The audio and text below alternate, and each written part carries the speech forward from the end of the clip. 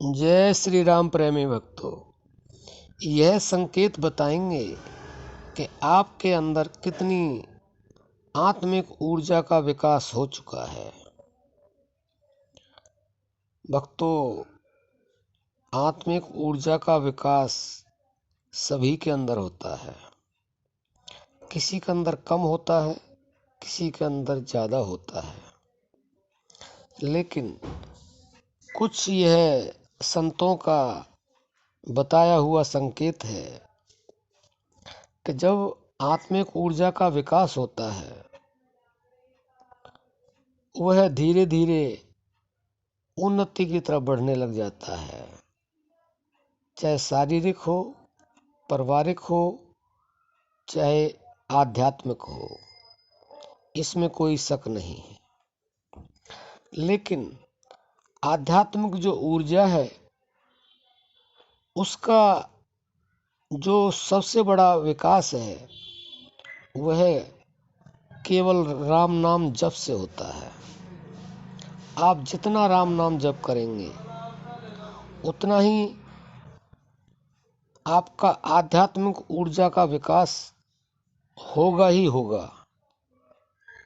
वह घटेगा नहीं, प्रति क्षण प्रति पल बढ़ेगा। बाकी संसार में कोई ऐसी चीज नहीं है जो आत्मिक ऊर्जा का विकास कर सके। आत्मिक ऊर्जा का विकास केवल और केवल राम नाम जप करता है और कभी नीचे नहीं गिरने देता है ऊर्जा को। वह ऊर्जा बढ़ती रहती है और घटती कभी भी नहीं है। बाकी संसार की कोई वस्तु ऐसी नहीं है जो घटती ना हो। घटती भी है और समाप्ति भी हो जाती है। आप जीवन को ही ले लें। जीवन शुरू हुआ 10 साल, 20 साल, 50 साल, 100 साल, 150, 200, उसके बाद में धीरे धीरे घटते घटते और समाप्त हो जाता है। मकान को ले लीजिए, 10 साल, 20 साल, 50 साल, 100 साल, उसके बाद में खंडर हो जाता है और ख़त्म हो जाता है। लेकिन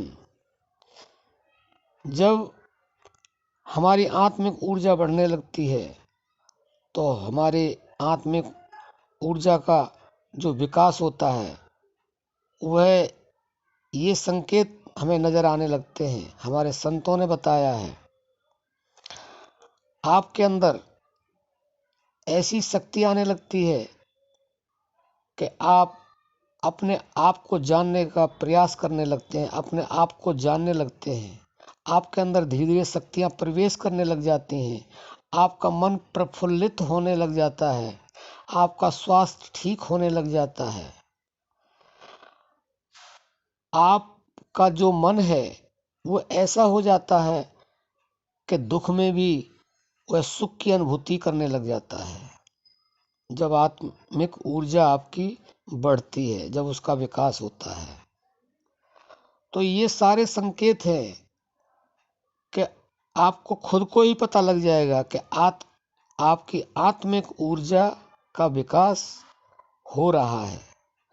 और जैसे जैसे आपका अभ्यास बढ़ेगा राम नाम जप के अंदर,